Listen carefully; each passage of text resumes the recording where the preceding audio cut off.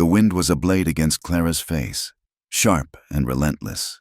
It tore at the thin wool of her cloak, stealing what little warmth her body still possessed. Each flake of snow was a needle prick, a constant reminder of the storm's fury and her own desperate flight. Behind her, somewhere in the white chaos, were the sounds of men. Their shouts were swallowed by the gale, but she felt their presence like a pressure at her back. A darkness that had chased her from the moment she had slammed the heavy oak door of the ranch house and scrambled onto the back of the fastest horse she could find. Her husband, Alistair Blackwood, would have sent them. He was a man who owned things, land, cattle, and now, her. He did not tolerate his possessions escaping. The thought of him, of his cold, heavy hands and the smell of whiskey on his breath, spurred her onward. The horse, a powerful sorrel gelding, strained beneath her, its breath pluming in the frigid air. It was a good animal, better than she deserved, stolen in a moment of pure, unthinking terror. She had ridden for hours, the rolling plains giving way to the jagged teeth of the mountains, a place she had only ever seen from the frosted windows of her room. The sounds of pursuit grew fainter, or perhaps the storm was simply growing louder. She could no longer tell. Her world had shrunk to the burning in her lungs, the frantic beat of the horse's hooves against the gathering snow, and the icy grip of fear that was colder than any winter wind. She pushed the gelding harder, whispering apologies into its flattened ears as they plunged through a thicket of pine, the branches whipping at her face and tearing at her clothes. A low-hanging limb caught her shoulder, nearly unseating her. She cried out, a thin sound lost in the storm's roar, and clung tight to the pommel, her knuckles white and raw. They broke through the trees and onto a high ridge overlooking a vast, snow-choked valley. For a moment, she thought she was free. There was no sign of the riders, only an endless expanse of white. But the horse, its sides heaving, took a stumbling step. Its leg plunged deep into a hidden drift, and with a panicked whinny, the animal went down. Clara was thrown clear, landing with a jarring thud in a deep bank of snow that cushioned her fall but stole her breath. She scrambled to her feet, her heart hammering against her ribs. The horse was struggling, its eyes wide with fright, but its leg was caught, twisted at an unnatural angle. A sickening crack echoed in the brief lull of the wind. The animal screamed, a sound of pure agony that cut through Clara to the bone. It was over. Her escape was over. The horse would have to be put down, and she was now on foot, miles from anywhere, with Alistair's men closing in. Tears froze on her cheeks as she turned from the suffering animal. She could not watch. She could not help. All she could do was run. She plunged into the deep snow, her borrowed riding boots sinking with every step. The cold was no longer just on her skin. It was in her bones, a deep, numbing ache that spread through her limbs. The world began to blur at the edges, the white of the snow indistinguishable from the gray of the sky. She thought she heard shouting again, a man's voice calling her name, but it might have been the wind. It did not matter. She kept moving, stumbling, falling, and rising again, driven by the memory of a locked door and the sound of a key turning from the outside. She did not know how long she walked. Time had lost its meaning. There was only the snow, the wind, and the creeping numbness that promised a final, dreamless sleep. Her body was a leaden weight, her will a flickering candle flame about to be extinguished. She fell one last time, her face pressed into the snow, and did not have the strength to get up. The cold was almost comforting now, a gentle hand pulling her down into the darkness. Her last conscious thought was not of her husband, or of the men hunting her, but of the simple, impossible wish to feel a kind touch, just once, before the end. Then, the white world faded to black. Eli McAllister found her half buried in the snow near his farthest trap line. At first, he thought she was a dead deer, a pale shape against the deepening gloom of the afternoon. But as he drew closer, The form resolved itself into something human, a woman. His first instinct, sharp and certain, was to turn away. Trouble. That was all a woman out here, in a storm like this, could ever be. Trouble had a way of finding him, even in the isolation of the Bitterroot Mountains, a place he had chosen specifically to be left alone. He had had enough trouble to last 10 lifetimes.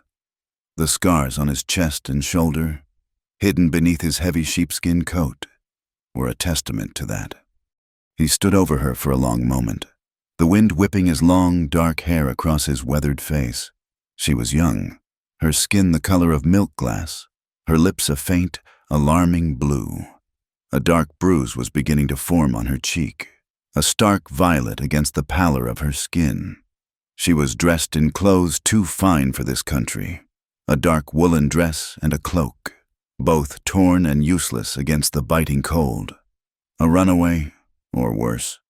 He looked back the way she had come, scanning the terrain for any sign of pursuit. He saw nothing but the swirling snow. He should leave her. It was the smart thing to do, the safe thing. He had his traps to check and his own survival to think of. Winter was a cruel master, and he had learned not to take on burdens that were not his own. He had learned that lesson in the war, watching good men die for causes they barely understood. He had learned it again afterward, in the towns and cities that felt more foreign to him than any wilderness. He was a solitary man by nature and by necessity. He had nothing to offer a half-frozen girl, nothing but a small cabin, a dwindling supply of food, and a silence born of things he could never speak of. But he could not leave her. He knelt, his knees cracking in the cold, and brushed the snow from her face. Her skin was like ice. He pressed 2 rough fingers against her neck, searching for a pulse. It was there, a faint, thready flutter against his fingertips, as fragile as a trapped bird's wing. She was alive, barely. A curse escaped his lips, a plume of white vapor in the air. He had not asked for this. He had not wanted this. But the sight of her, so utterly broken and abandoned, stirred something in him he thought had long since died. A flicker of duty, perhaps, or maybe just the simple, stubborn refusal to let the wilderness claim another soul while he stood by and did nothing. He had seen enough death. With a heavy sigh that seemed to come from the very depths of his being, he gathered her into his arms. She was lighter than he expected, a bundle of cold limbs and wet wool. He adjusted her weight, pulling her cloak more tightly around her, and began the long, slow trek back to his cabin. He walked with a steady, ground-eating stride, his eyes fixed on the familiar shapes of the pines and the rock outcroppings that marked his way home. The woman in his arms did not stir. She was a dead weight, her head lolling against his shoulder, her cold breath a faint mist against his neck. He did not know her name, or where she had come from, or what horrors she was fleeing. He only knew that for now, her life was in his hands, a responsibility he had not sought and did not want, but one he would not, could not, abandon. The cabin was a single room, built of sturdy logs he had cut and notched himself. It was small and stark, furnished with only the bare essentials for survival: a stone hearth, a rough-hewn table and chair, a narrow cot, and shelves stocked with dried meat, beans, and tins of coffee. A rack of rifles stood in one corner, and a collection of traps and furs hung from the rafters. It was a man's space, smelling of wood smoke, pine, and leather. It was his sanctuary, the one place in the world where the ghosts of his past could not always find him. He laid the woman gently on his cot, the only soft place in the cabin. He worked quickly and efficiently, his movements economical and precise. He stoked the fire in the hearth until it blazed, casting a warm, flickering light across the room. Then, he turned his attention back to her. Her clothes were soaked through and half frozen. He hesitated for only a moment before unfastening the buttons of her dress. It was a necessity, nothing more. He had tended to wounded men in the field, men far worse off than she was. This was no different. He told himself that as he worked, his fingers clumsy against the small, pearl buttons. He cut away the wet fabric of her dress and underthings with his hunting knife, careful not to touch her skin more than was necessary.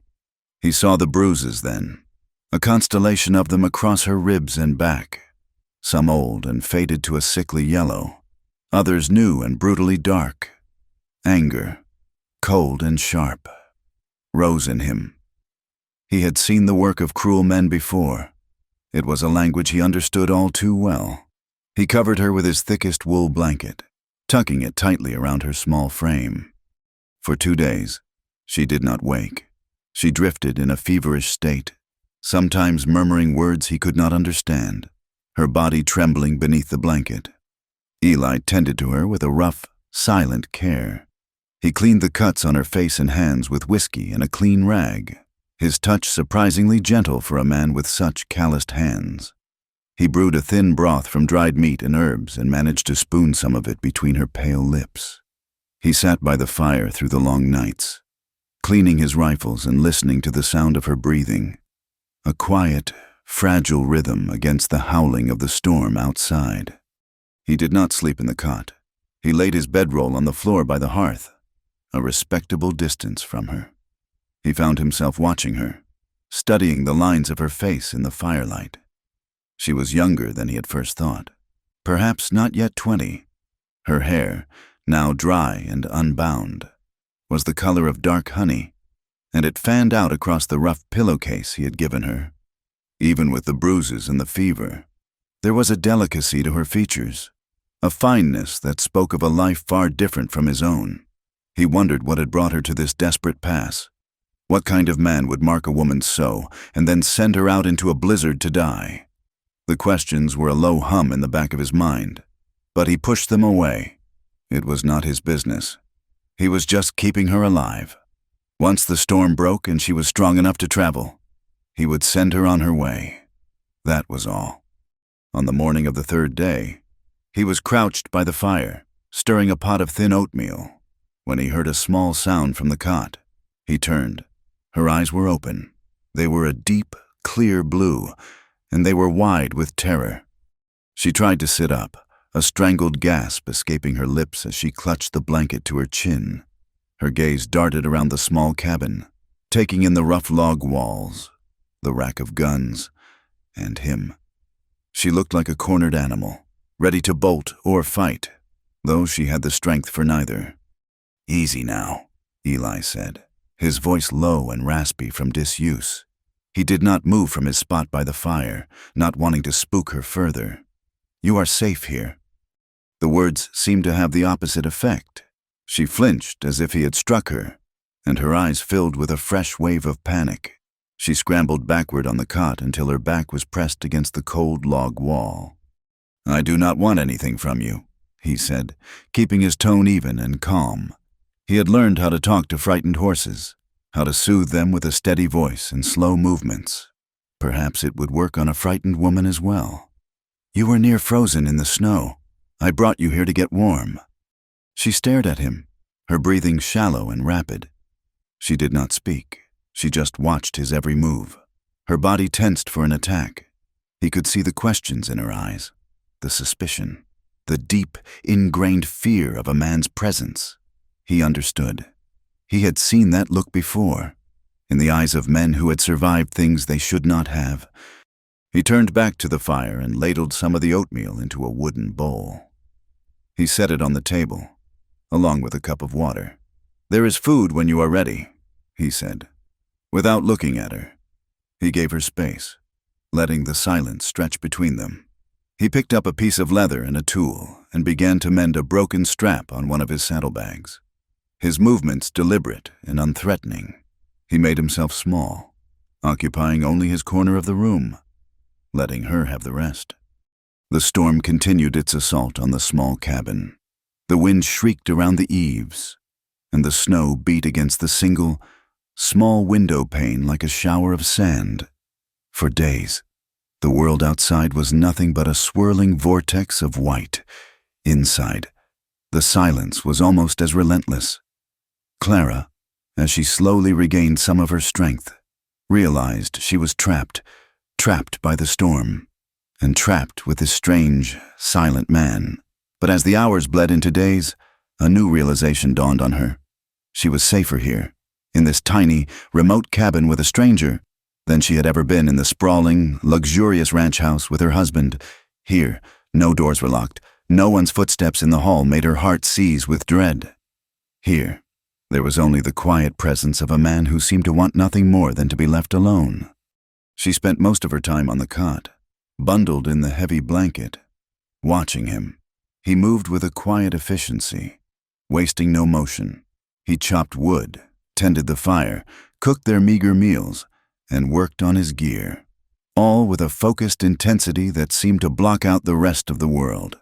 He was tall and lean, with the broad shoulders and strong hands of a man who lived by his own labor. His face was all sharp angles and rough planes, his jaw shadowed with a dark stubble, but it was his eyes that held her attention. They were a pale, washed-out gray, the color of a winter sky, and they held a deep, unshakable weariness, the look of a man who had seen too much and felt too much. He rarely spoke, and when he did, it was in short, practical sentences. The fire needs more wood.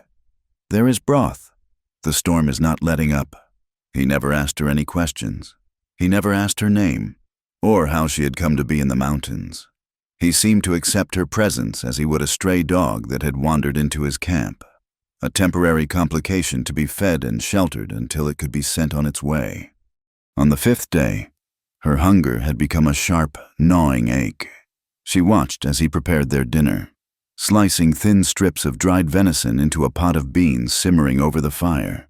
The smell filled the small cabin, and her stomach rumbled in response. He moved with a familiar grace, his large frame surprisingly light on his feet. He seemed to belong here, in this wild, unforgiving place, as much as the pines and the rocks. "What is your name?" she asked, her voice a hoarse whisper.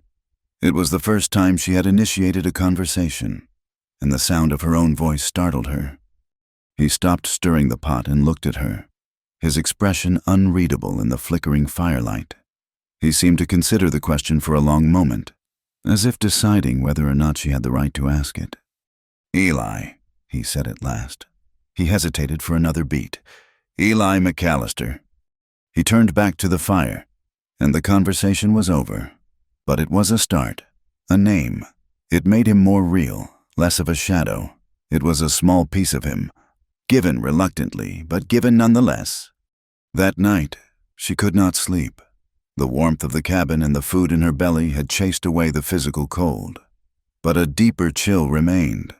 The memories she had held at bay for days came rushing back, unbidden and sharp. She was back in the cold, formal parlor, standing beside Alistair Blackwood as the preacher spoke of love and honor. She remembered the weight of his hand on her arm, proprietary and firm. She remembered the wedding night, the way he had locked the bedroom door from the inside, the click of the tumbler echoing in the sudden, terrifying silence.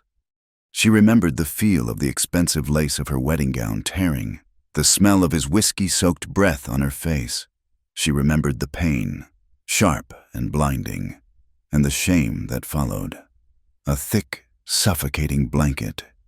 She had not screamed. She had learned early in her short life that screaming did no good. It only seemed to make men angrier. So she had endured it in silence, her mind retreating to a small, dark place deep inside herself where he could not reach her.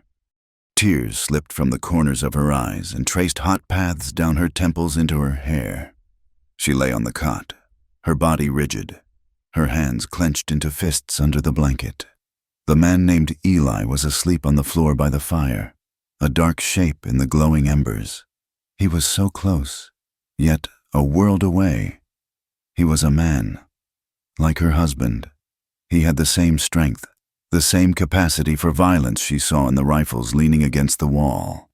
But he had not hurt her. He had saved her. He had cleaned her wounds and fed her and given her his own bed while he slept on the hard floor. He had given her something she had not known in months, a sense of safety. A sob caught in her throat, a ragged, painful sound. She did not want to die. She had come so close, out there in the snow. But what was the point of living if all she had to look forward to were more locked doors, more rough hands, more silent endurance? The memory of her husband's touch was a brand on her skin, a violation that she could not wash away. She whispered the words into the darkness, not meaning for him to hear, but needing to say them aloud, to give voice to the despair that was poisoning her from the inside out. I can't forget his touch, but I don't want to die remembering only that. The shape by the fire stirred. Eli rolled onto his side, the firelight catching the weary lines of his face. He was looking at her, his gray eyes clear and steady in the dim light. He did not respond. He offered no words of comfort, no empty platitudes. He simply held her gaze from across the small, silent room. He did not look away. And in that shared, unbroken silence, Clara felt, for the first time in a very long time, that she was not entirely alone. The storm broke as quietly as it had arrived, slinking away in the night to leave behind a world remade in white and silence. The sky that dawned was a hard, brilliant blue, and the sun cast long, sharp shadows across the snow-covered landscape.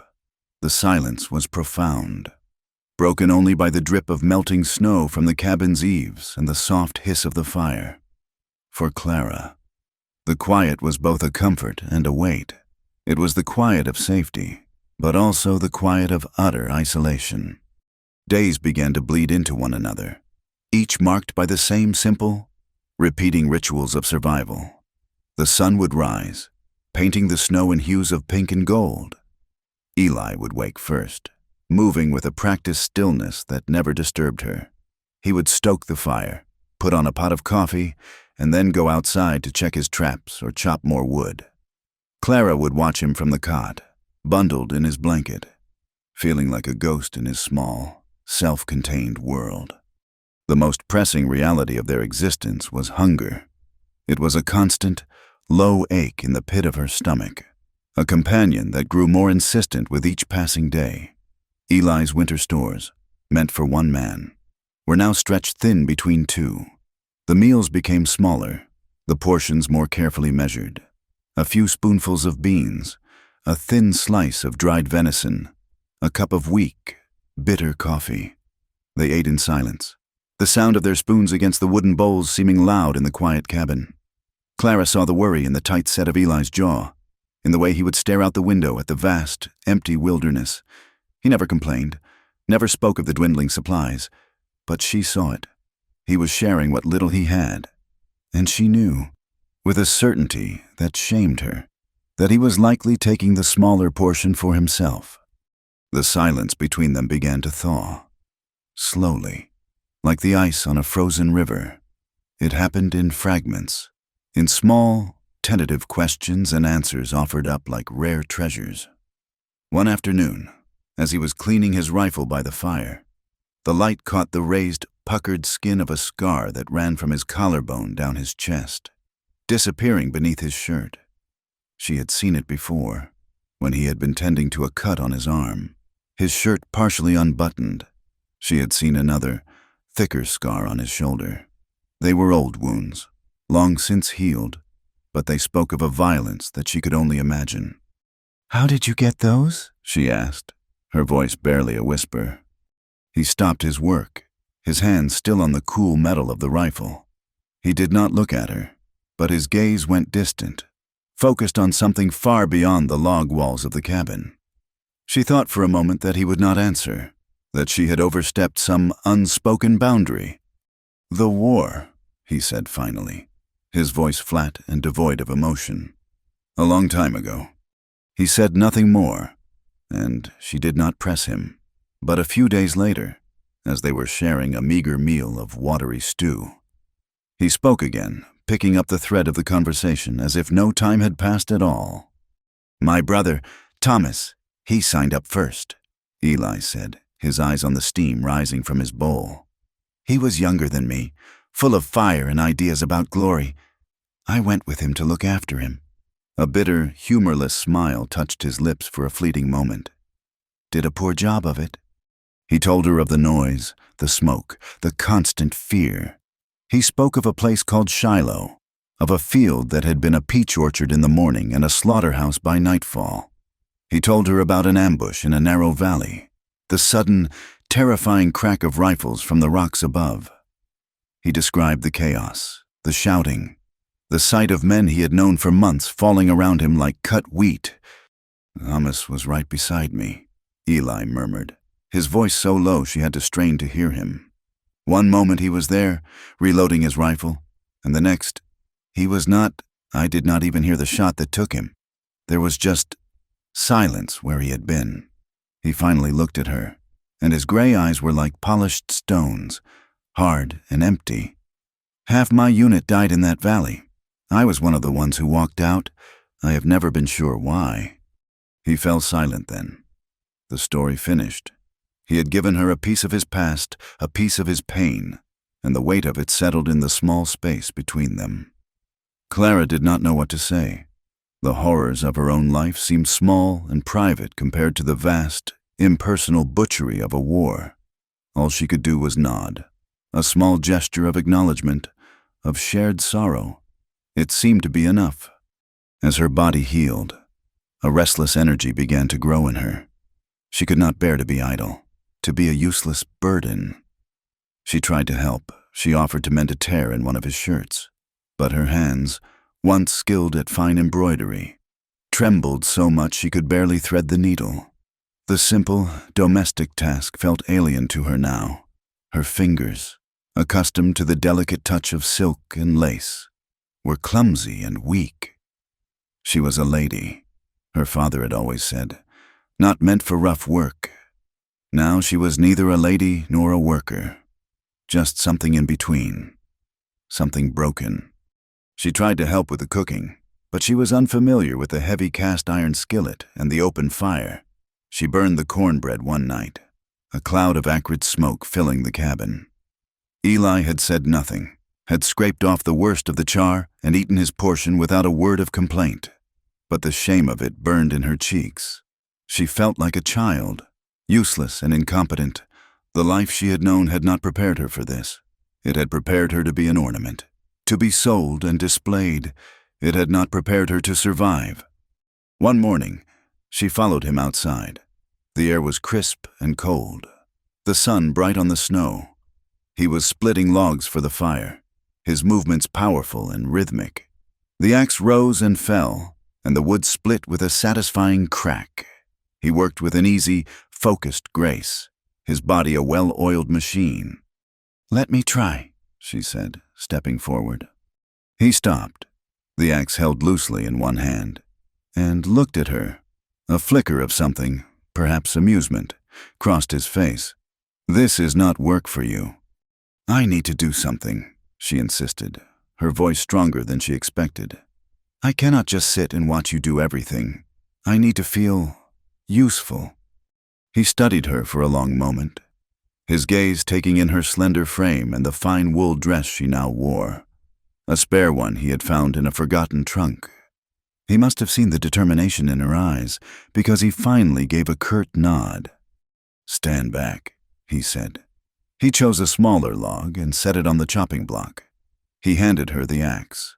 It was heavier than she had imagined, the wooden handle smooth and worn beneath her palms. "Keep your feet wide apart. Let the weight of the axe do the work." He stood behind her, his presence a solid warmth at her back, and guided her hands, showing her how to hold the axe, how to swing. Her first few attempts were clumsy and weak, the axe bouncing off the log with a dull thud. Her arms ached, and her breath came in ragged gasps. She was about to give up, to admit defeat, when he spoke again, his voice quiet and steady in her ear. "Again, do not try to force it, just guide it." She took a deep breath, focused on the log, and swung again. This time, the axe bit deep, and a crack appeared in the wood. A small thrill of accomplishment shot through her. She swung again, and the log split cleanly in two. She looked down at the two halves lying in the snow, a feeling of fierce pride swelling in her chest. It was a small victory, but it was hers. She had done something. She had made something happen. She turned to him, a smile touching her lips for the first time in what felt like a lifetime. "I did it," she said, her voice full of a breathless wonder. "You did," he agreed, his own face unsmiling, but with a new light in his eyes. The next morning, as he handed her a cup of coffee, she reached out and touched his wrist. It was a simple, impulsive gesture, a silent thank you for his patience, for teaching her, for treating her as more than just a fragile, broken thing. He flinched. It was a small, sharp, violent movement, as if her touch had been a hot brand. He pulled his hand back, and a few drops of hot coffee sloshed over the rim of the cup. He stared at her, his eyes wide with a strange, startled expression. "I am sorry," she stammered, pulling her own hand back as if she had been burned. "I did not mean to." "It is not you," he said, his voice rough. He looked down at his own hand, then back at her. A muscle worked in his jaw. It has been a long time since anyone has touched me." The confession hung in the air between them, raw and vulnerable. Years. He had gone for years without the simple, human comfort of another's touch. The thought filled her with a profound sadness. For him and for herself. She understood, in a way she could not have before, the depth of his isolation, the walls he had built around himself, not just of logs and stone, but of silence and solitude. That night, a new kind of intimacy bloomed in the small cabin. It was not born of words, but of a shared understanding, a quiet recognition of each other's loneliness. They sat by the fire, the plates from their meager dinner set aside. Outside, the wind had picked up again, and they could hear the distant, mournful howl of wolves, a lonely sound that echoed the emptiness of the vast wilderness around them. The world was cold and dangerous, a place of predators and prey. But inside, the fire cast a warm, golden glow, and the small cabin felt like a sanctuary, a tiny island of warmth in a sea of frozen darkness. Clara felt a weariness settle deep in her bones, a weariness that had nothing to do with chopping wood. It was the weight of her past, of all the things she had endured. Without thinking, she leaned her head against Eli's shoulder.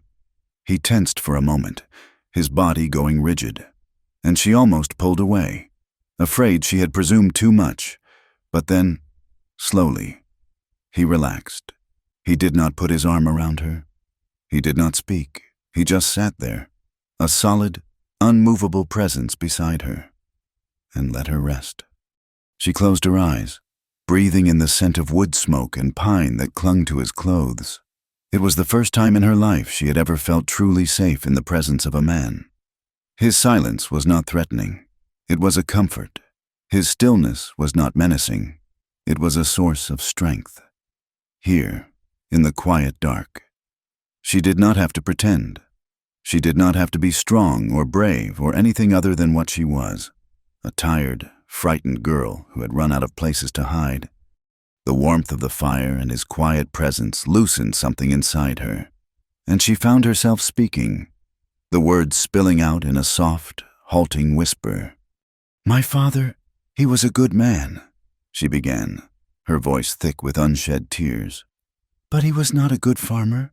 The drought came, and then the sickness and the cattle. We lost everything. He owed money to Mr. Blackwood." She said her husband's name for the first time, and the word felt like ash in her mouth. Alistair Blackwood. He owned half the county. He told my father he would forgive the debt, and even lend him more to start over, if... She did not have to finish the sentence. Eli understood. He made a low sound in his throat, a sound of anger and disgust. "My father said it would be a good match," Clara continued, her voice trembling. "He said Mr. Blackwood was a powerful man, that he could give me a fine house and beautiful things, that I would be safe." She laughed. a broken, bitter sound. No one ever asked me what I wanted. They just decided my life for me, as if I were a horse to be traded. She lifted her head and looked at him, her eyes shining with tears in the firelight. He never once held me like this. He never held me at all. Not in kindness. His touch was just ownership. No one ever held me like I mattered. Eli looked away from her, his gaze fixed on the dancing flames. The muscles in his jaw were corded, and his hands were clenched into tight fists on his knees. I am not a man who can care for anyone. Clara, he said, his voice low and strained. Everything I have ever tried to protect, I have lost. I am not strong enough for that. A strange sense of peace settled over her. He was not rejecting her. He was showing her his own scars, his own deep-seated fears. He was being honest with her, and honesty was a gift she had never been given before. Then we are even, she whispered, her voice finding a new strength. Because I am not whole enough to be cared for. They sat in silence for a long time after that, the unspoken truths of their lives filling the space between them. When the fire had burned down to glowing embers, they rose. Eli added another log to the fire and then turned to his bedroll on the floor. Clara went to the cot, but this night was different. She lay down, and a moment later, she felt the slight dip of the cot as he lay down beside her, on top of the blankets. They were fully clothed, their backs to each other, a careful, deliberate space between them. But he was there. His warmth was a comfort against the cold night air. His steady breathing was a quiet rhythm in the darkness. For the first time since she had fled her husband's house, Clara did not dream of locked doors or cruel hands. She did not wake in a cold sweat, her heart hammering in her chest. She simply slept, a deep, dreamless, and profound sleep. And beside her, separated by a few inches of wool and fear, Eli McAllister, for the first time in more years than he could count, did the same.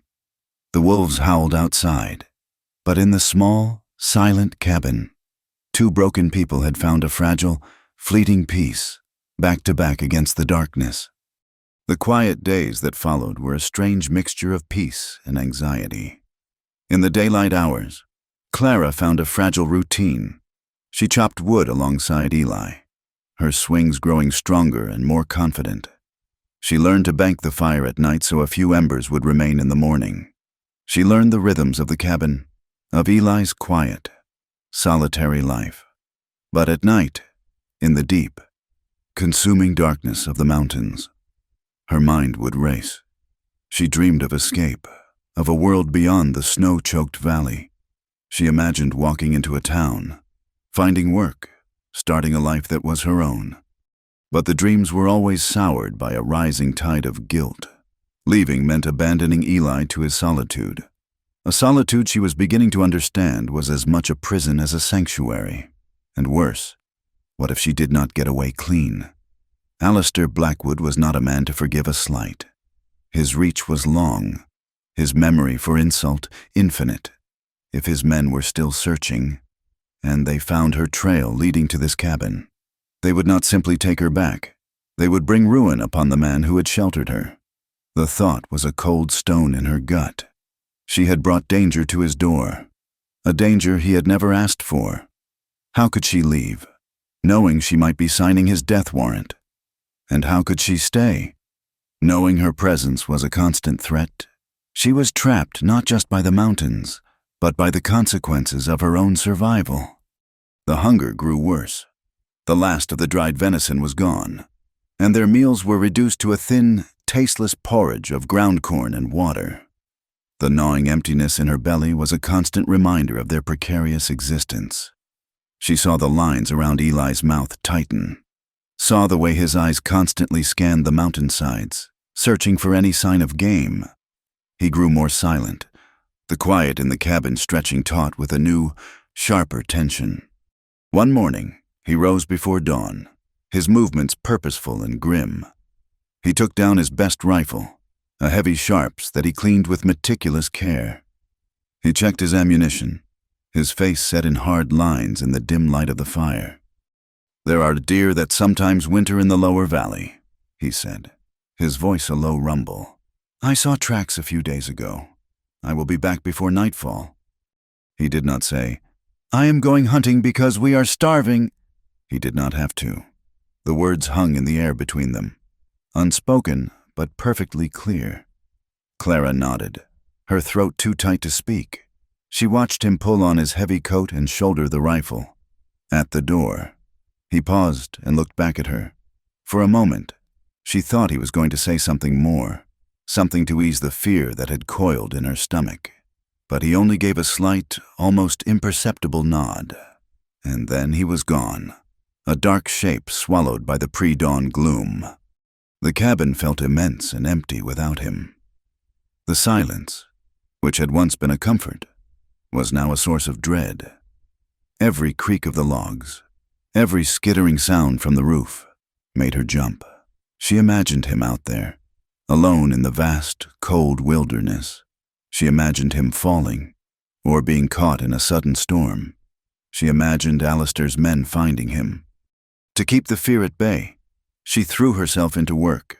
She scrubbed the rough-hewn table, swept the floor with a broom made of bundled twigs, and tidied the few possessions in the cabin. It was while she was folding one of his spare blankets that she saw it. A woolen shirt, tossed over the back of his chair. It was his favorite, the one he wore most often. A long tear ran down one of the sleeves, and a button was missing from the cuff. Without a second thought, she found the small sewing kit she had discovered in an old trunk. The needles were slightly rusted and the thread was coarse, but it would do.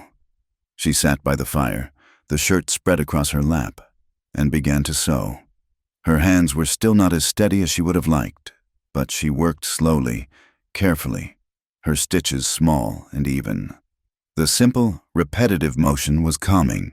It was a task she could complete, a small tear she could mend. As she worked, she thought of him. She thought of the kindness he had shown her, a kindness so profound and unexpected it still made her ache. He had asked for nothing in return. He had simply given her shelter, shared his food, and offered her a quiet space to heal. This was so little to give back, a few stitches in a torn sleeve, but it felt important.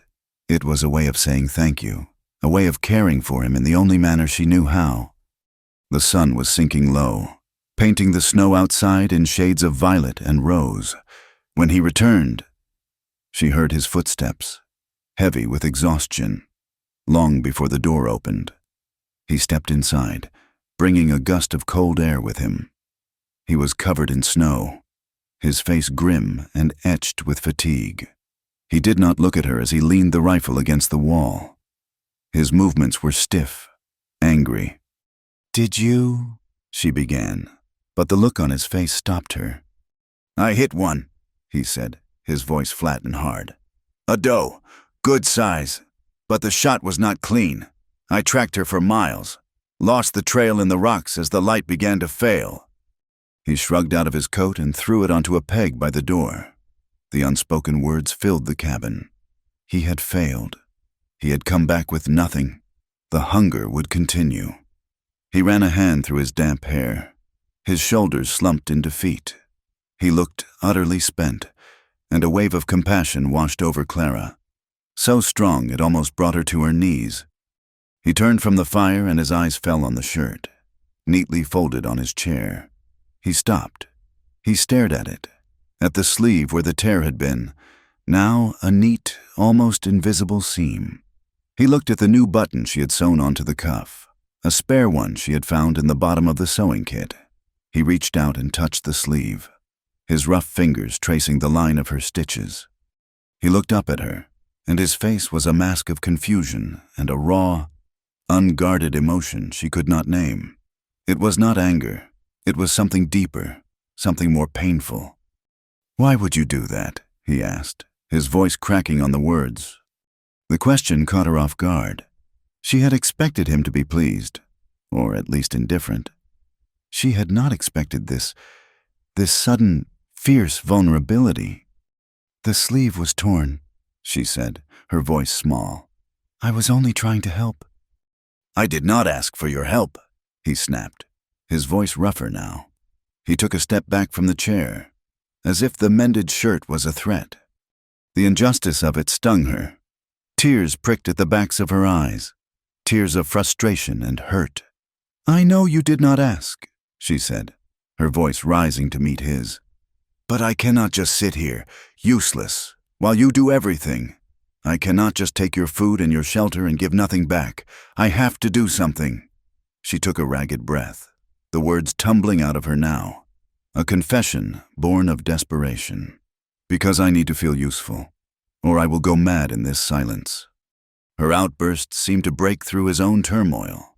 The hardness in his eyes softened, replaced by that same weary sadness she had seen before. He looked from her to the shirt and back again, and a long, shuddering sigh escaped him. He sank onto the edge of the cot, his head in his hands. I am sorry, he said, his voice muffled. I had no right. It was a kindness. I am not used to kindness. She went to him then, and sat beside him on the cot, leaving a careful space between them.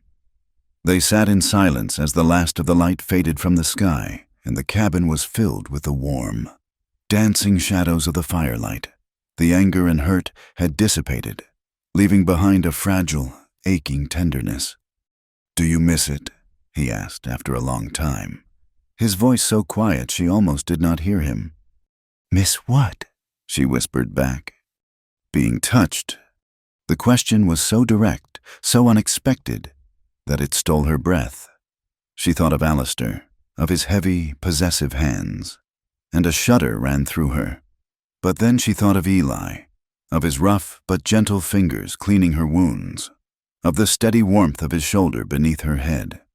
She thought of the way his hand had felt on hers when he had shown her how to chop wood. I miss what it is supposed to be, she said, choosing her words carefully. She looked at the fire, unable to meet his eyes. I do not miss being handled like property. I do not miss being taken from, but a kind touch. She shook her head, a sad, small smile on her lips. I do not know if I have ever truly had that. She finally turned to look at him. So, no, I do not miss being touched. I miss the idea of it. She saw the deep, lonely ache in his eyes, and knew he understood. I would only want it, she added, her voice barely audible. From someone who means it. The words hung in the air between them, a declaration and a question all at once. The tension in the small cabin grew thick and heavy, a palpable thing. It was in the way he looked at her, his gaze dropping to her mouth. It was in the sudden, frantic beating of her own heart. He leaned toward her, slowly, hesitantly, and she found herself leaning in to meet him. His scent filled her senses, wood smoke and cold air and something that was uniquely him. His face was so close now, his breath a warm caress on her cheek. She could see the flecks of gray in his dark beard, the weary lines around his eyes. But then, just as their lips were about to meet, a tremor went through her, a violent, uncontrollable shaking. The memory of another man, another room, another unwanted kiss, rose up like a phantom. Her breath caught in her throat, and a small, wounded sound escaped her lips. He stopped instantly. He pulled back, his eyes searching her face with a look of deep concern. He saw the fear there, the stark terror that had momentarily eclipsed everything else. He did not look angry or disappointed. He looked as if he understood. Without a word, he reached for her, not in passion, but in comfort. He drew her against his chest and held her, his arms wrapping around her in a firm, protective embrace. He rested his chin on the top of her head and just held her, letting her shake. She buried her face in the rough wool of his shirt, clinging to him as the wave of panic slowly subsided. His touch was not demanding. It was steady. It was safe. It was a shelter from the storm inside her. I can't forget your touch, she whispered against his chest, the words muffled. But this time, they meant something entirely different. She was not talking about the brand of her husband's cruelty. She was talking about this moment, this gentle, patient, holding. This was the touch she would not be able to forget. This was the touch that was beginning to erase the others. The next days were hard. The hunger was a constant, dull companion. They spoke little, but a new awareness existed between them. A line had been crossed, a new intimacy forged in that moment of aborted passion and gentle comfort. They were no longer just two strangers surviving together. They were a man and a woman, acutely aware of each other's presence in the small, confined space. It was Clara who broke the spell. "We need meat," she said one morning, her voice firm. "You cannot be the only one who hunts. I need to learn how to shoot." Eli looked at her, his expression dubious. "A rifle is not a toy. Clara—" "I am not a child," she retorted, her chin rising. "And I am not helpless. I refuse to be. You were a soldier. You can teach me." She met his gaze without flinching. "What if something happens to you? What if Alistair's men come and you are not here? I will not be a victim again. Teach me." He saw the iron in her eyes, the fierce determination that had carried her through a blizzard and kept her alive. He gave a slow, reluctant nod. He took her outside, into the bright, cold sunlight. He chose a lighter rifle for her, a Winchester repeater. He set up a tin can on a distant stump. "It is all about breathing," he said, his voice taking on a low, instructional tone. "And holding steady. Do not jerk the trigger. Squeeze it." He stood behind her, his body close to hers. He showed her how to brace the rifle against her shoulder, how to sight down the long barrel. His hands covered hers, adjusting her grip. Her skin tingled where he touched her. His nearness was overwhelming, his breath warm against her ear as he spoke. All the hunger she felt, for food, for warmth, for closeness, seemed to coalesce into a single, sharp point of longing. "Now," he murmured, his voice close. "Take a breath. Let half of it out, and squeeze." Her heart was hammering so hard she was sure he could feel it. She tried to focus on the can, on the sights of the rifle, but all she was aware of was him. The strength in the hands that held hers, the solid wall of his chest at her back. She squeezed the trigger. The rifle bucked against her shoulder with a deafening roar, and the bullet kicked up a puff of snow a foot to the left of the can. The sudden violence of it startled her, but it also sent a jolt of adrenaline through her veins. "Again," he said, his voice steady. He did not move away. She reloaded, her movements clumsy. She tried to focus, to do as he said. She breathed, aimed, and squeezed. This time, the bullet went wide to the right. Frustration mounted in her. "I cannot do it," she said, lowering the rifle. "You can," he said, his voice firm. He put his hands back over hers, his grip warm and sure. "You are thinking too much. Just feel it." He adjusted her stance, his body pressing against hers. His cheek was close to her own. In that moment, the rifle, the hunger, the world outside, it all fell away. There was only the two of them, standing in the snow, their hands joined on the cold steel of the gun. The hunger that overwhelmed them then had nothing to do with food. It was a raw, desperate need to connect, to feel, to be alive. He turned her to face him, his hands sliding from the rifle to her arms. He looked down at her, his gray eyes dark with an emotion that mirrored her own. And then he kissed her. It was not a gentle kiss. It was clumsy and urgent, a collision of lips and teeth and desperate need. It was the kiss of two starving people who had just been offered a feast. It was tender and rough, hesitant and demanding, all at once. She kissed him back with a ferocity that surprised them both, her hands coming up to grip his coat. It was a kiss of shared pain and shared survival, of a loneliness so profound it could only be answered by the touch of another. Then, as suddenly as it began, it was over. They broke apart, breathing heavily, their eyes wide with the shock of what had just happened. The air crackled between them. Clara's lips tingled. and her body thrummed with a feeling she had never known before. He looked at her, his expression a mixture of desire and regret. "Clara," he began, his voice hoarse. "Do not," she whispered, pressing her fingers to his lips. "Do not be sorry." But the moment was broken. The intensity of it had frightened them both. They stood there for a long moment, the unspoken questions and desires swirling in the cold air, before he finally turned away and picked up the rifle. The lesson was over. That night, after their meager meal, the silence in the cabin was different. It was filled with the memory of that kiss. When it was time to sleep, she lay down on the cot, her back to the room, her heart a wild, frantic bird in her chest. She heard him move to the cot and lie down behind her. He did not touch her, not at first. Silent tears began to slide down her cheeks. She cried for the girl she had been, for the woman she was becoming. She cried for the fear and the loneliness, and for the terrifying, beautiful new feeling that was blooming in her chest. She cried because for the first time she wanted something, someone, so much it hurt. She felt him shift behind her. A hand, warm and calloused, rested gently on her shoulder. He drew her back against him, pulling her into the curve of his body. He wrapped his arms around her, holding her close. He did not speak. He just held her, his body a warm, solid shield against the night.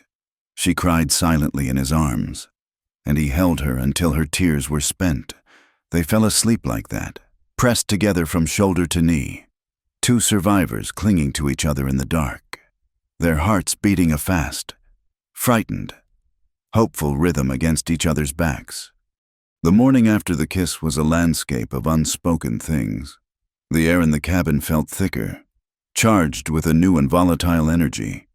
They moved around each other with a self-conscious grace, their hands brushing accidentally as they reached for the coffee pot, a simple touch that sent a jolt through them both. The silence was no longer empty. It was filled with the memory of the night before, with the question of what came next. They were balanced on the knife's edge of a feeling that was as terrifying as it was beautiful. It was Eli who heard it first. He was standing by the open door, watching the slow, deliberate fall of fresh snow. When his body went rigid, he held up a hand, and Clara froze, a half-peeled potato in her hand. She listened, and then she heard it too. It was a rhythmic, crunching sound, muffled by the snow, but growing steadily closer. The sound of a horse, moving at a walk. Panic, cold and sharp, seized her. There was only one reason a rider would be this deep in the mountains in the dead of winter. Eli's face was a mask of grim resolve. He moved with a speed and certainty that left no room for argument. "The root cellar," he said, his voice a low, urgent command. He crossed the room in 2 long strides and pulled up a section of the floorboards near the hearth, revealing a dark, square opening and a short, rickety ladder. "Get in. Do not make a sound. No matter what you hear, do not come out until I tell you it is safe." She did not hesitate. She scrambled down the ladder, her heart hammering against her ribs. The cellar was small and dark, smelling of damp earth and potatoes. Eli placed the floorboards back, and the world was plunged into near total blackness, save for a few slivers of light that pierced the gaps between the boards. She could hear his footsteps above her, moving calmly back to the center of the room. Then, she heard the horse stop directly outside the cabin, followed by the crunch of boots in the snow. A heavy fist banged on the door. Clara held her breath, pressing herself into the cold earth wall. She could hear the muffled sound of the door opening, and then a man's voice, deep and laced with an easy arrogance that made her blood run cold. "Quite the spot you got here, friend," the voice said. "A man could get right lost looking for a place like this." "I am not looking to be found," Eli's voice answered, flat and unwelcoming. "What do you want?" "Just asking questions, looking for something that belongs to my employer, Mr. Alistair Blackwood. You may have heard of him." The name was a physical blow. Clara squeezed her eyes shut. fighting back a wave of nausea. He is missing a horse and a bride, a young thing, pretty, with hair the color of whiskey. Answers to the name Clara. There was a long pause. Clara could picture Eli standing there, his face unreadable, his body poised between the visitor and her hiding place. The seconds stretched into an eternity. "Haven't seen a soul in weeks," Eli said at last, his voice steady. "Just me in the snow." "Is that a fact?" the man said, his tone dripping with skepticism. "Funny. We tracked her this far. Trail led right into these mountains before the last storm covered everything up. She is out here, somewhere." There was the sound of a heavy coin purse jingling. "Mister, Blackwood is offering a reward. $100 in gold for information. $200 if she is returned to him, unharmed." $200. It was a fortune. More money than Eli would likely see in 5 years of trapping. It was enough to buy a small ranch, to start a new life. It was enough to buy her life, her body, her soul, and deliver it back to her tormentor. Clara's heart felt as if it would burst through her chest. This was the test. This was the moment she would find out if the safety she had felt in his arms was real, or just another illusion. "I told you," Eli said, his voice as cold and hard as the winter ground. "I have not seen anyone. Now, you are on my land. I would appreciate it if you left." There was another silence, this one more menacing. She could hear the man's slow, deliberate breathing. "You are a fool if you are hiding her," the man said, his voice dropping to a low, dangerous growl. "Mister, Blackwood gets what he wants. Always, and he is not a patient man." There was the sound of boots turning in the snow. "I will be back.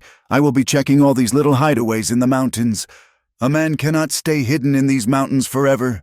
Not when Mr. Blackwood wants him found." The footsteps retreated. The horse snorted.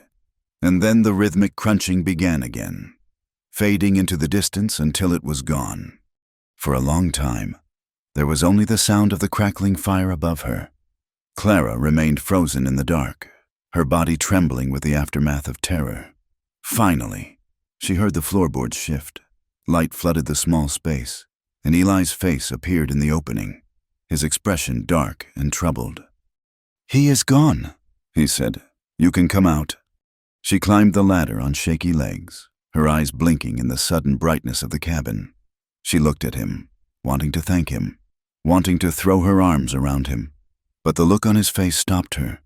He would not meet her eyes. He was already turning away, his shoulders tense and rigid. He walked to the other side of the cabin and began to pack a small canvas bag with what was left of their food. A small sack of cornmeal, the last of the coffee, a strip of salted fatback. "What are you doing?" she asked, her voice trembling. "You have to leave," he said, his back still to her. His voice was rough, devoid of the gentleness she had come to know. "Now, while you have a head start, he will be back. He and others like him. They will not stop looking." The words were a slap in the face. After everything, after he had lied for her, protected her, he was casting her out. "Leave," she echoed, her voice incredulous. "Where would I go? Out there? I would freeze to death or starve before I made it 10 miles. "It is a chance," he said, turning to face her at last. His face was a closed, hard mask. "If you stay here, there is no chance. They will find you, and they will find me with you. That is a trouble I do not need." The cruelty of his words was a physical pain, sharper than any bruise Alistair had ever given her. He was right, of course. She was a danger to him. She was trouble. But to hear him say it, to see him pushing her away after he had held her so close, it broke something inside her. "So that is it?" she said, her voice shaking with a mixture of hurt and anger. "You saved my life. You let me feel safe for the first time I can remember. And now you are just throwing me back to the wolves." "I am trying to keep you from being torn apart by them," he shot back, his own control finally snapping. His eyes blazed with a fierce, desperate light. "Do you think I want this? Do you think I want that man's face to be the last thing you see? If you stay, they will take you, and they will kill me for hiding you. Is that what you want?" "No," she cried, tears streaming down her face now. She took a step toward him, then another. "No, I want to live. But I will not live as a hunted animal. I will not spend the rest of my days looking over my shoulder, waiting for the sound of hoofbeats." She was standing in front of him now, her head thrown back, her eyes meeting his in a challenge. "You think I will live longer out there? Alone?" She laughed. A raw, broken sound. Maybe not, but it would not be a life. At least here. Her voice dropped to a desperate whisper. "At least here. With you. I have felt like a person." Her words shattered the last of his defenses. The anger in his eyes dissolved, replaced by a raw, aching vulnerability. The fight went out of him, and he just stood there, looking at her as if seeing her for the first time. He saw not the trouble she represented, but the courage, the fierce, stubborn will to not just survive, but to live. He reached out, his hand coming up to cup her cheek. His thumb brushed away a tear. "Clara," he whispered, his voice thick with an emotion he could no longer hide. It was all the invitation she needed. The dam of fear and restraint, of politeness and caution, broke. She closed the last bit of distance between them and rose on her toes, her mouth finding his. It was not the clumsy, hungry kiss of before. This was a kiss of profound and desperate recognition. It was a question answered, a homecoming. He responded instantly, his arms coming around her, lifting her off her feet and pulling her tight against his body. He carried her to the cot, laying her down gently on the rough blankets. He looked down at her, his gray eyes searching her face, asking a question he could not put into words. She answered by reaching up and pulling him down to her. They made love slowly, tenderly, without shame. It was not an act of passion, but an act of quiet reclamation. For her, it was the reclaiming of her own body, a discovery that a man's touch could be a thing of reverence, not violation. For him, it was the reclaiming of his own humanity, a slow, hesitant return from the exile of his past. His hands, which knew only the weight of an axe and the cold steel of a rifle, learned the soft curve of her waist, the delicate line of her collarbone. He touched the bruises on her skin, the old and the new, not with pity, but with a silent, sorrowful understanding. And she, in turn, traced the raised, puckered lines of his scars, the map of sorrows and survival written on his body. There were no words, only the soft sounds of breathing, the whisper of skin against wool, and the steady, reassuring beat of two hearts that had finally found a safe harbor. It was a silent vow, made in the flickering firelight of a lonely cabin, a promise to stand together against the cold, cruel world outside. In the aftermath, they lay tangled together under the heavy quilt, their bodies still humming with the quiet miracle of what had just passed between them. They did not need to speak.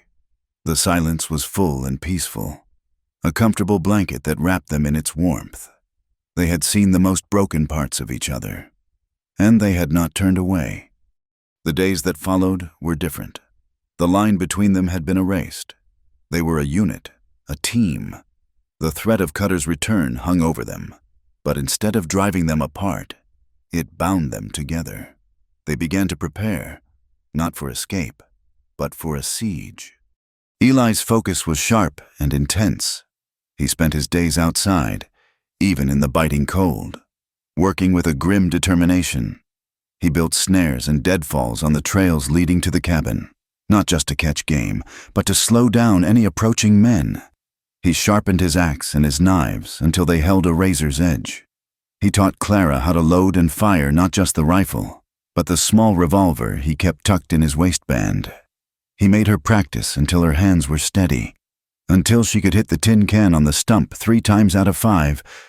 Clara worked alongside him, her fear channeled into a fierce, protective energy. She gathered pine boughs to help camouflage the cabin, and collected herbs from the sheltered places where the snow was thinnest, making poultices and salves as her grandmother had taught her. She melted snow for water, boiled it, and stored it in every container she could find. They were two halves of a whole, their movements synchronized, their purpose singular. They would not be taken by surprise. In the evenings, by the fire, they would talk. They spoke of the lives they had lived before, the ghosts that haunted them. She told him of her mother, who had loved flowers and died too young. He told her of his father, a stern man who had taught him how to track and how to be silent. They were filling in the empty spaces, building a shared history where before there had been only solitude. One night, as she was mending his torn shirt for a second time, she looked up at him, her expression serious. "Do you think we can ever be more than ghosts, Eli?" she asked, her voice soft. "You, a ghost of the war, me, a ghost of a life that was never mine. Can we ever be real people again?" He looked at her, at the firelight dancing in her whiskey-colored hair, at the determined set of her small chin. He reached out and took her hand, his calloused fingers wrapping around hers. "I do not know, Clara," he said, his voice a low, thoughtful rumble. "But maybe." He looked around the small, warm cabin, his gaze lingering on her face. "Maybe ghosts just need a place to haunt together." The words were not a promise of an easy future, but they were a promise of a shared one. And for now, that was more than enough. A few nights later, they were lying under the patched quilt. The fire burned down to glowing embers. A comfortable silence had settled between them. She was tracing the line of his spine with her fingertips, feeling the strength in his back, the steady rise and fall of his breathing. The darkness outside the window was absolute, a thick, impenetrable black. "I used to fear the dark," she whispered, her voice a soft murmur against his skin. "When I was at the ranch, it was when he would come to my room. The sound of his footsteps in the hall was the most terrifying sound in the world." She pressed a little closer, her body molding to his. "Now," she said, her voice filled with a quiet wonder, "now I crave it. If you are there." He turned in her arms, his face a pale shape in the gloom. He looked at her for a long moment, his gray eyes seeming to see right into her soul. He brought a hand up to her face, his thumb stroking her cheek with a tenderness that still made her ache. "Before you came," he said, his voice rough with emotion, "I was becoming a ghost. I was forgetting how to be a man. I was just a thing that survived." He leaned in and pressed his forehead against hers. "You, Clara," he whispered, his breath warm against her lips. "You give me a reason to stay human." The thaw came with a slow, deceptive gentleness. It began not as a flood, but as a sound, the steady, patient drip of water from the cabin's eaves, a tiny clock marking the end of winter's long rain. Patches of dark. Damp earth appeared on the south-facing slopes, stark against the retreating snow. The air, for the first time in months, held the scent of wet soil and pine needles, a fragrance of awakening life. But the melting snow revealed more than just the promise of spring. It uncovered secrets.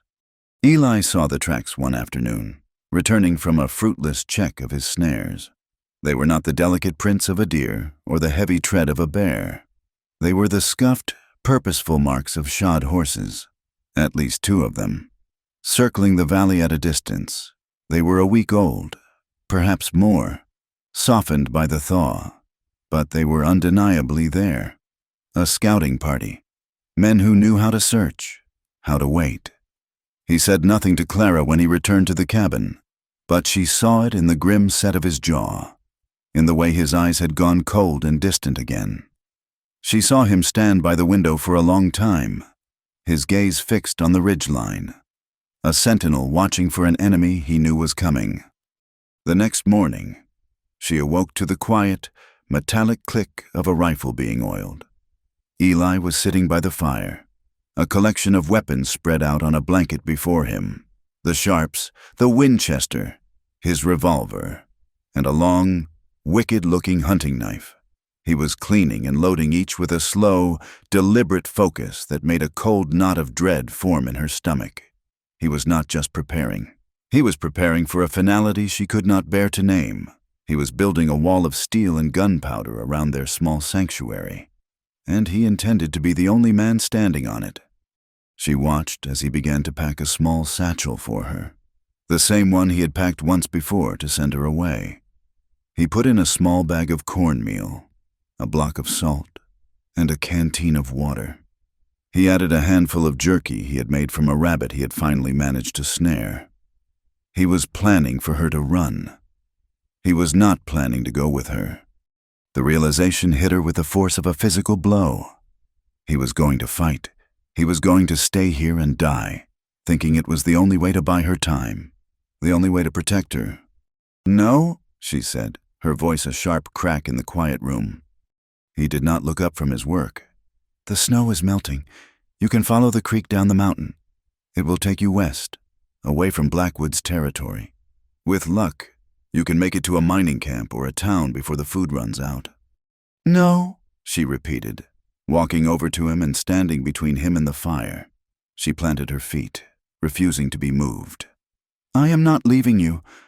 "You do not have a choice," he said, his voice flat and hard, but his eyes would not meet hers. "This is my fight. You are the one they want. If you are gone, they will have no reason to stay." "You think they will just leave?" she demanded, her voice rising with a mixture of terror and fury. "You think men like that, men who work for Alistair Blackwood, will find this cabin, find you here, and just turn around and go home? They will kill you for sport, or for simply having the bad luck to be in their way." "That is not your concern," he said, finally looking up at her. His face was a closed, stubborn mask. She begged him then. She pleaded, her words tumbling over one another in her desperation. She painted a picture of a future, of a life somewhere else, somewhere they could be anonymous, where the names McAllister and Blackwood meant nothing. She spoke of the coast, of green valleys where the snow never fell, of a place where they could build a life instead of just surviving one. He listened, his expression unchanging, and when she was finished, her voice raw with unshed tears, he shook his head. "Clara," he said, and his voice was filled with a deep, weary sorrow that broke her heart. "Look at me. What do I have to offer you in a place like that? I'm a man of the mountains. I know how to track and hunt and kill. That is all. I have got nothing to offer a woman like you but a gun and a grave." The cold finality of his words was like a douse of icy water. The pleading in her died, replaced by a surge of white-hot anger. He saw himself as nothing more than a weapon, a tool of violence. He could not see the man she saw, the man who had held her while she cried, the man who had taught her to chop wood, the man whose quiet presence had given her a reason to want to live. "A gun and a grave?" she repeated, her voice low and trembling with fury. "Is that what you think you have given me?" She took a step closer, her eyes blazing into his. "Let me tell you what you gave me. You gave me a warm fire when I was freezing to death. You gave me food from your own dwindling stores when I was starving. You gave me a place to sleep where I was not afraid of the sound of footsteps in the hall." Her voice grew stronger, each word a blow against the walls he had built around his heart. "You think I care about what you can offer me? About some pretty house in a green valley? I have had a pretty house. It was a prison." She jabbed a finger at his chest. You offered me my name back. When Alistair Blackwood looked at me, he saw property. When his men look for me, they look for a runaway bride. When you look at me, you see Clara." Her voice broke on her name, a ragged, painful sound. "And you offered me sleep. Eli, do you have any idea what a gift that is? To be able to close my eyes and not be afraid of the dark? You did that. You gave me that." She was crying now, tears of rage and love and terror streaming down her face. "So do not you dare tell me that all you have to offer is a grave. You have already given me back my life, and I will not stand by and watch you throw yours away." He stared at her, his face pale, his eyes wide with a stunned, wounded expression. She had struck a blow against his guilt, against the deep-seated belief in his own worthlessness. He had no answer for her. He simply sat there, the weapons on the floor between them suddenly looking like nothing more than useless pieces of metal. That night, the air in the cabin was thick with a new, unspoken tension. They did not touch. They lay side by side on the cot, a chasm of fear and unresolved conflict between them. Every snap of the fire, every groan of the cabin settling, was the sound of approaching hoofbeats. Sleep was an impossibility. They were waiting. The attack came in the deepest hour of the night, the hour when the moon has set and the world is plunged into a profound, breathless blackness. A sudden frantic barking from a fox on the ridge was the only warning. Eli was off the cot in an instant, pulling on his boots, his movements silent and sure in the dark. "They are here," he whispered, his voice grim. Clara's heart seized. She looked out the small window and saw them. 3 dancing lights, weaving through the trees at the edge of the clearing. Torches! They were not trying to be quiet. They were coming with the arrogance of predators who have cornered their prey. Eli grabbed her arm, his grip firm. "The back wall, behind the woodpile. There is a loose board. It will put you out on the rocks above the creek. Follow it downstream. Do not stop running. Clara, do not look back. Do you understand?" "No!" she sobbed, clinging to him. "Eli, please, come with me." "There is no time," he said, his voice a raw, urgent whisper. He pressed the revolver into her hand. "Go, now. That is an order." He pushed her toward the back of the cabin. Then he turned, grabbed the Sharp's rifle, and moved to the door, a dark silhouette against the dying embers of the fire. She stumbled to the woodpile, her mind screaming in protest. She pulled at the loose board, her fingers fumbling in the dark. It came away, revealing a small opening to the starless night outside. The cold air rushed in, carrying the scent of pine and the faint, acrid smell of torch smoke. She could hear them now, the low rumble of their voices, the crackle of their torches. She looked back. Eli was standing by the door, a statue of deadly patience. He was going to die for her. The thought was a shard of ice in her heart. She could not do it. She could not obey him. She could not run and leave him to face them alone. She scrambled out the opening, the Winchester rifle clutched in her other hand, but instead of running down to the creek, she clambered up the jumble of rocks behind the cabin, her breath coming in ragged, painful sobs. She found a space between 2 large boulders that gave her a clear view of the clearing in front of the cabin. She was shaking so hard she could barely hold the rifle steady, but she remembered his words. "Keep your feet wide apart. Breathe. Squeeze the trigger." The front door of the cabin burst open. Eli did not wait for them to come in. He fired from the darkness of the doorway, the roar of the Sharp's rifle echoing through the valley like a clap of thunder. One of the torches fell, and a man screamed, a high, thin sound that was cut off abruptly. The other 2 men scattered, diving for the cover of the trees, their voices raised in angry, panicked shouts. They began to fire at the cabin, the shot splintering the logs, the sound deafening in the night. Eli fired again. The muzzle flash a brief, brilliant flower of orange in the dark. Clara rested the rifle on the boulder, trying to steady her trembling hands. She could see one of the men, a large, bulky shape, moving from one tree to another, trying to get a better angle on the cabin door. He was just a shadow, a darker patch of blackness against the trees. She raised the rifle, the cold stock pressed against her cheek. She aimed not at the man, but at the torch he had dropped in the snow beside him. It cast a small, flickering pool of light. She aimed for the space just above that light. She took a breath, let half of it out, and squeezed the trigger. The rifle slammed against her shoulder, the recoil jarring her to the bone. The roar of the shot was deafening. In the clearing, the man cried out, a strangled grunt of pain and surprise. He staggered back, clutching his side, and then fell heavily into the snow. He did not move again.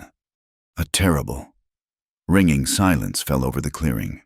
The only sounds were the crackling of the fallen torch and Clara's own ragged breathing. The last man, seeing his two companions fall in a matter of seconds, had had enough. There was a frantic crashing in the undergrowth, and then the sound of a horse galloping away in blind panic. It was over. Clara scrambled down from the rocks, the rifle slipping from her numb fingers. She ran to the front of the cabin. Eli was leaning against the doorframe, the heavy Sharps rifle dangling from his hand. In the flickering torchlight, she could see a dark stain spreading across his side. He looked up as she approached, a faint, pained smile on his lips. "I told you to run," he said, his voice a strained whisper. Then his legs buckled, and he collapsed into the snow.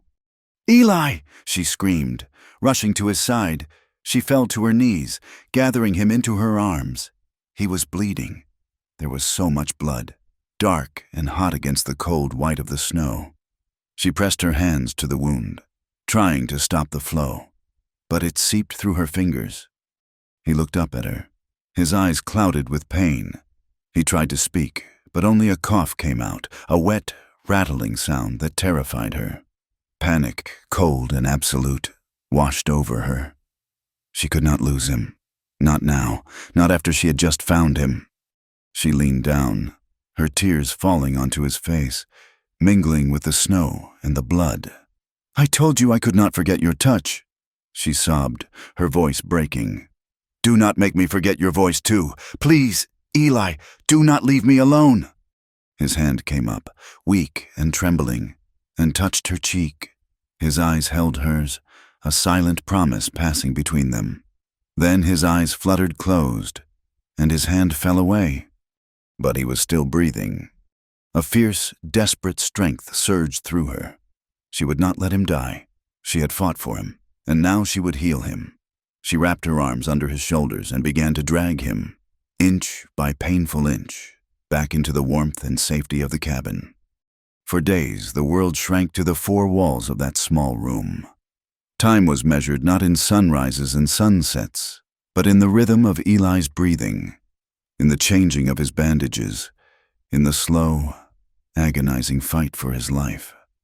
Clara worked with a feverish intensity, drawing on a strength she never knew she possessed. She tore strips from her own petticoat to make bandages. She washed the wound with boiled water and whiskey, her touch gentle but firm. She brewed teas from the herbs she had gathered, forcing the warm liquid between his parched lips. He drifted in and out of consciousness, sometimes shivering with a fever that terrified her.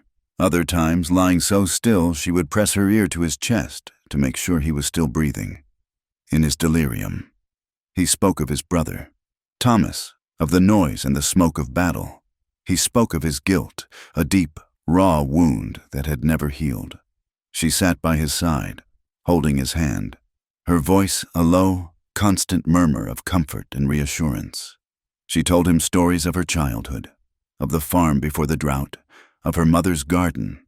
She filled the silence with her voice, a lifeline to pull him back from the darkness. Slowly, painstakingly, he began to heal. The fever broke. The color returned to his face. One afternoon, she was spooning a thin broth into his mouth when his eyes opened and focused on her. They were clear. The delirium was gone. He looked at her tear-stained face, at the dark circles of exhaustion under her eyes. He saw the fierce, protective love shining there.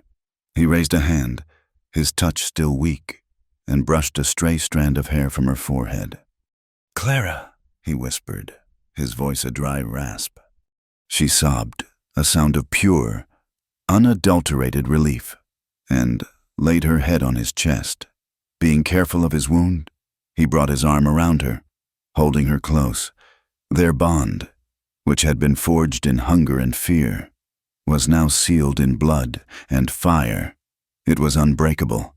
They had faced the darkness together, and they had survived. Spring arrived not as a gentle guest, but as a slow, muddy and arduous thaw that mirrored their own healing. The sun, gaining strength each day, began to win its long war against the snow. The world outside the cabin dripped and bled, rivulets of meltwater carving new paths through the tired, gray drifts. The first green shoots of wild onion and hardy mountain grasses pushed their way through the softening earth, a stubborn testament to life's refusal to surrender. The cabin, like its inhabitants, bore the scars of the winter's violence. The logs near the door were deeply splintered, pockmarked by the bullets that had sought to end them. A dark, scorched patch marked the spot where a torch had fallen, a constant reminder of how close the flames had come. But the cabin was still standing, and so were they. Eli's recovery was as slow and stubborn as the changing of the seasons. There were days when the pain in his side was a hot, angry thing, and he would lie on the cot, his face pale and beaded with sweat, his silence a heavyweight in the room. But there were also days when he would sit by the fire, his hands finding familiar comfort in the task of mending a strap or cleaning a rifle, his strength slowly seeping back into his limbs. Clara was his shadow, his nurse, his constant.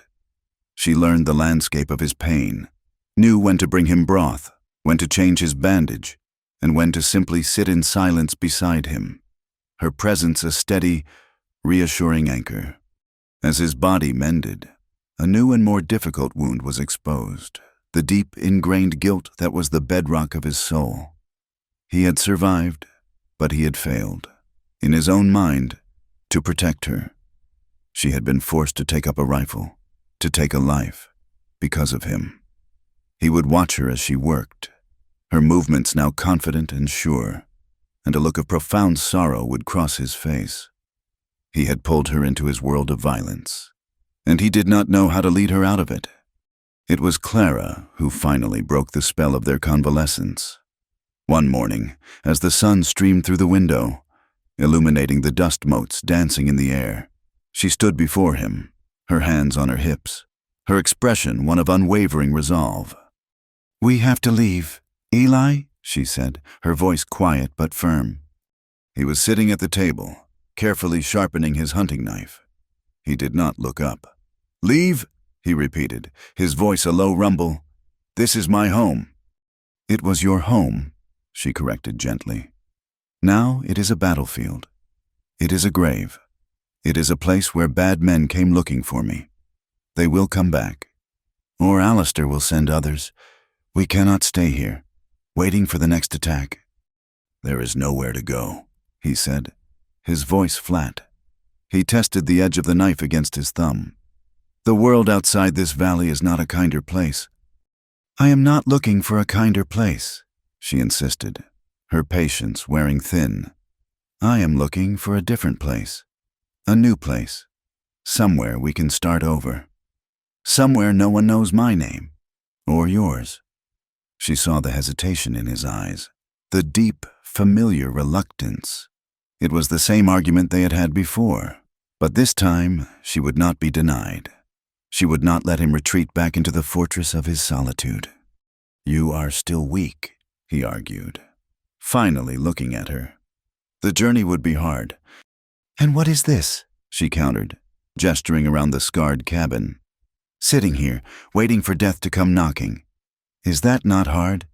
I would rather die on my feet, moving towards something, than die on my knees in a place full of ghosts." He fell silent, his gaze dropping back to the knife. She knew his ghosts. She had heard their names whispered in his fever dreams. Thomas, the men he had lost, the man he thought he was. "I cannot protect you out there." "Clara," he said, his voice barely a whisper, "I am a magnet for trouble. I always have been. All I will bring you is more of what you have already had." She knelt before him, taking the knife from his unresisting hands and setting it on the table. She took his large, calloused hands in her own. "Listen to me," she said, her voice low and fierce. "You do not have to protect me. We have to protect each other. I am not the same woman you found half frozen in the snow. I am not a helpless doll to be sheltered. I have survived a brutal husband, a blizzard, and a gunfight. I am strong. And you? She squeezed his hands. You are a good man. Eli McAllister, you are not the sum of your scars. You are the man who showed me kindness when the world had shown me none. He looked at their joined hands, then into her eyes. He saw no fear there, no weakness. He saw a strength that mirrored, and perhaps even surpassed, his own. He saw a future, a terrifying, uncertain, beautiful future, reflected in their depths. And for the first time in a very long time, he allowed himself to hope. He gave a slow, weary nod. It was a surrender. It was a promise. The next 2 days were spent in a grim, purposeful flurry of activity. Their first task was the one they had both been dreading. They had to bury the dead. The 2 men still lay where they had fallen, their bodies partially preserved by the cold, a gruesome tableau in the bright spring sunlight. They worked in silence, the only sound the scrape of the shovel against the rocky soil. Eli dug a single, deep grave at the edge of the woods, his movement steady and methodical. Clara gathered their belongings, a few coins, a tarnished silver flask, a pocket knife, and placed them in a small pile. She did not know their names, but they were men, and they deserved some small dignity in death. When the grave was ready, Eli carried them, one by one, and laid them gently in the earth. He said no words. He simply filled the grave, his face a mask of stone. When it was done, they burned what was left of the men's camp, a small, hidden spot in the trees where they had tethered their horses. They scattered the ashes, and then they returned to the cabin and began to pack. They took only what was essential: blankets, a skillet, coffee, salt, ammunition, and the small amount of food they had left. As Clara was packing the last of her things, Eli came to her. He held out his hand. Lying on his palm was a new revolver, smaller and lighter than his own, its metal gleaming in the firelight. I took this from one of them, he said, his voice quiet. It is a good gun, well balanced. He wrapped her fingers around the grip. I want you to have it. She looked from the gun to his face. She saw the pain in his eyes, the regret that he had to give her such a gift. But she also saw the respect. So you will never be helpless again, he said, finishing the thought that was in both their minds. She nodded, her throat tight. Thank you, she whispered. She tucked the revolver into the waistband of her skirt, the unaccustomed weight a strange, cold comfort against her skin. They left the next morning at dawn. They did not look back at the small log cabin that had been both a prison and a sanctuary. They set their faces west and walked, leading the single horse they had taken from the dead men, loaded with their meager supplies. For 2 weeks, they traveled through the rugged, unforgiving beauty of the Montana wilderness. They followed creeks and game trails. Avoiding the open roads, they spoke little, their energy consumed by the simple, demanding tasks of survival. Eli taught her how to read the land, how to find clean water, how to make a smokeless fire. She, in turn, nursed his wound, which still pained him, and her quiet, steady presence seemed to heal the deeper wounds inside him as well. One evening, as they were making camp in a high mountain pass, they saw a column of smoke rising from the valley below. It was too thick and dark for a simple campfire. Curious, they made their way to a high ridge that overlooked the plains. From there, they could see the source of the smoke. It was a sprawling ranch, or what was left of it. The main house was a blackened, skeletal ruin, still smoldering. The outbuildings were gone, and the fields were charred and empty. That is Blackwood's land, Eli said, his voice a low rumble. They made their way down to a small settlement a few miles from the ranch, a collection of rough-hewn buildings that served the needs of local ranchers and trappers. In the saloon, a place filled with the smell of stale beer and unwashed men, Eli bought a bottle of whiskey and asked the bartender what had happened.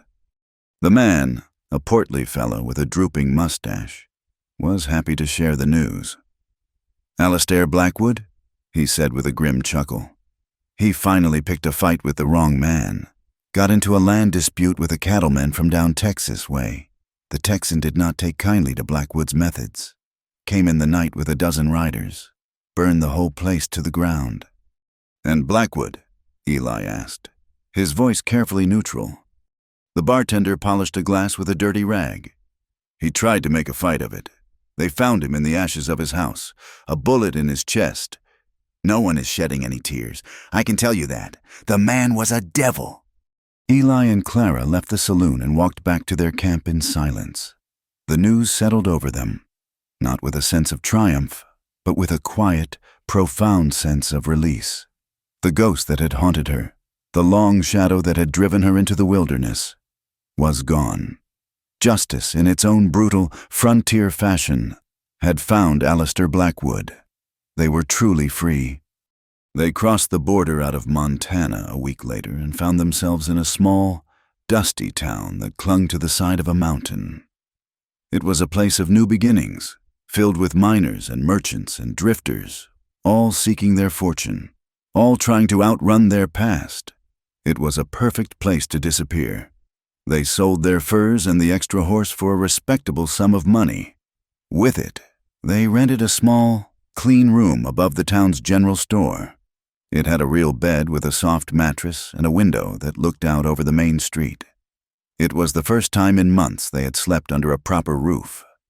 The next afternoon, Clara was standing on the small balcony outside their room, watching the chaotic, vibrant life of the town unfold below her. A fresh breeze blew down from the mountains, carrying the scent of pine and dust. It whipped a strand of hair across her face, and she turned her head into the wind. Her eyes closed, a slow, beautiful smile spreading across her face. It was a smile of pure, unadulterated freedom. Eli, standing in the doorway, watched her. He had seen her smile before, but they had always been small, hesitant things, tinged with sadness or fear. He had never seen this smile. This was the smile of a woman who was not afraid. A woman who was looking forward, not back. The sight of it filled him with a feeling so powerful, so full of love and wonder. It almost brought him to his knees. He walked out onto the balcony and stood beside her. He did not speak. He simply reached out and touched her face, his calloused fingers gentle against her cheek. She opened her eyes and looked at him, her own eyes shining with a light he had never seen before. She took his hand and turned it over. And then she leaned down and pressed her lips to the inside of his wrist, to the very spot where she had first touched him in a silent, hesitant gesture of thanks so long ago in the cabin. The kiss was a vow, a memory, and a promise, all in one. That night, they lay in the soft bed, the sounds of the town a distant, comforting murmur below them. A new moon hung in a sky full of unfamiliar stars. The room was dark, but it was a peaceful darkness, a darkness that held no fear. "I am not hungry anymore," she said softly, her voice a warm breath against his shoulder. "Not when you hold me." He pulled her closer, his arms a safe, strong circle around her. He thought of all the hunger they had known, for food, for warmth, for safety. He thought of his own deep, aching hunger for a human connection he thought he had lost forever. He leaned down and whispered into her hair, the words a truth that had taken root in the very center of his soul. "I can't forget your touch either. Clara, I do not want to—" The story did not end there, in that small room under a new sky. It began there. They rode out of town the next week, heading west toward a horizon that was no longer a threat, but a promise. They were not healed. The scars on his body and the memories in her heart would always be a part of them. But they were no longer ghosts.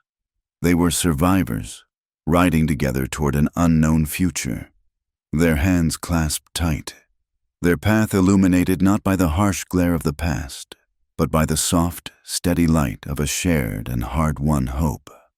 Thank you for joining us around the campfire for this story. Let us know where you are listening from in the comments so we can all connect. And be sure to subscribe to the Wild West Campfire channel and share your thoughts in English.